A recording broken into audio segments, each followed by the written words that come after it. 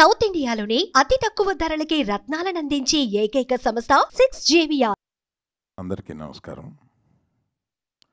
ఈ సినిమాని నాకు లభింపజేసి నేను రిలీజ్ చేసేలాగా వెనకుండి నడిపించిన నరసింహస్వామికి నమస్కారం.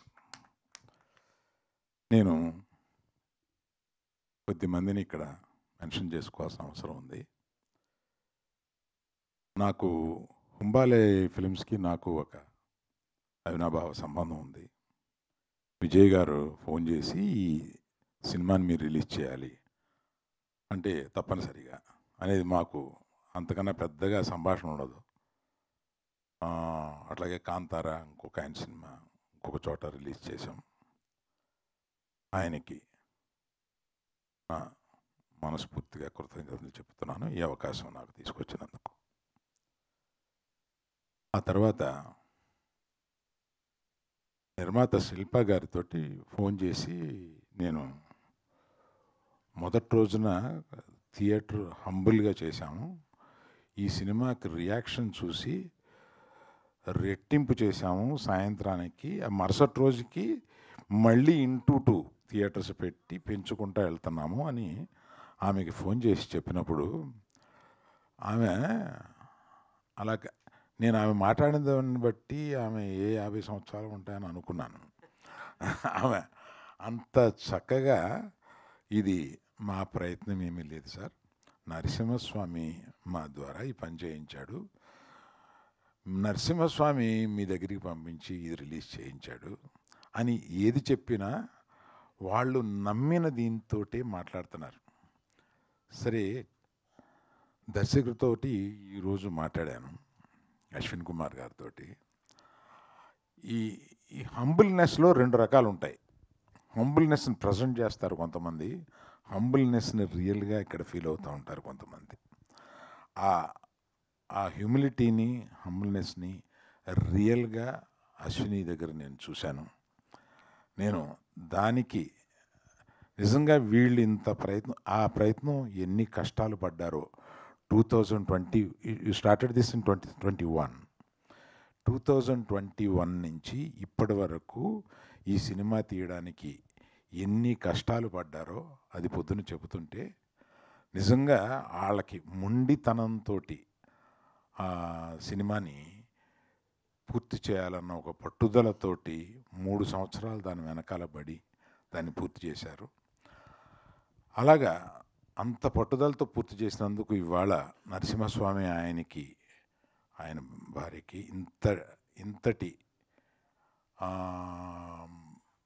భారతదేశం అంతా జేజేలు పలుకుతూ ఈ సినిమాకి స్వాగతం పలుకుతున్నారు. రోజుకి పెరుగుతూనే ఉన్నారు.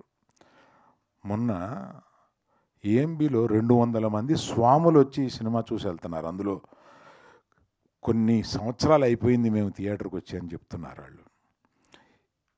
ఈ స్వాములు థియేటర్కి వచ్చి చూడడం ఏంటి నాకు తెలీదు. నేను ఈ సినిమాని ఇంకెట్లా ప్రమోట్ చేయాలి అని ఆలోచించుకుంటూ ఉన్నాను. దీనికి ప్రమోషన్ అక్కర్లేదు, ఆటోమేటిక్గా ఒకళ్ళు ఇప్పుడు ఈయన చూశారు జొన్నవిత్తులు గారు, ఆ ఉద్వేగం ఆయన చెప్పగలిగారు. అది ఆయన చెప్పలేకుండా ఉద్వేగం ఫీల్ అయ్యి ఇంట్లో వాళ్ళకి పక్కింటి వాళ్ళకి చెప్పే ఒక సందర్భం ఈ సినిమాకు ఉన్నది. అలాగే యాక్చువల్గా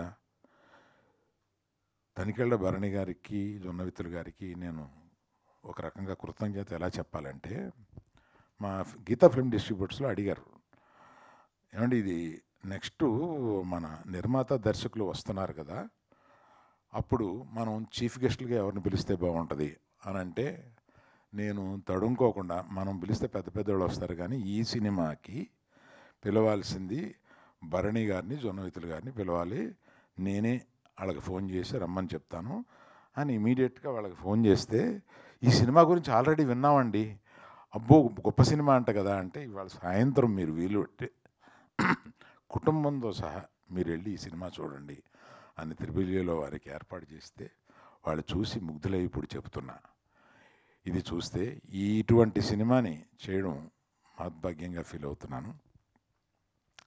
ఈ నరసింహస్వామి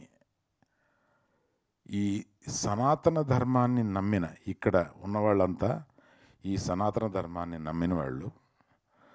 మీకు ఇంకొక విషయం పవన్ కళ్యాణ్ గురించి చెప్పాలి. సనాతన ధర్మం నాకు తెలిసిన వాళ్ళల్లో కానీ, అంటే నాకు సన్నిహితులైన వాళ్ళలో కానీ, మా కుటుంబంలో కానీ సనాతన ధర్మం గురించి పవన్ కళ్యాణ్కి తెలిసినంత వేరెవరికీ తెలియదు.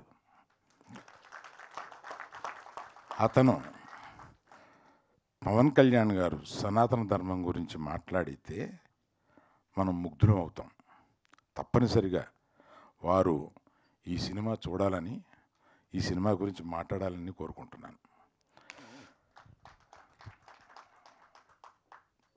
సో ఈ అవకాశం నాకు ఇచ్చిన అందరికీ, ఈ సినిమాని ప్రేక్షకులే కాకుండా మీడియా వారికి కూడా కృతజ్ఞత. ఎందుకంటే దీన్ని మీరు ఇంకొంతమంది ఈ సినిమాని గురించి వినినా వినకపోయినా వారి చెవులకు తీసుకెళ్ళి వినిపించి ఈ సినిమాని చూపించే బాధ్యతగా మీరు తీసుకున్నారని నేను నమ్ముతూ అందరికీ నమస్కరిస్తున్నాను. థ్యాంక్ యూ అండి.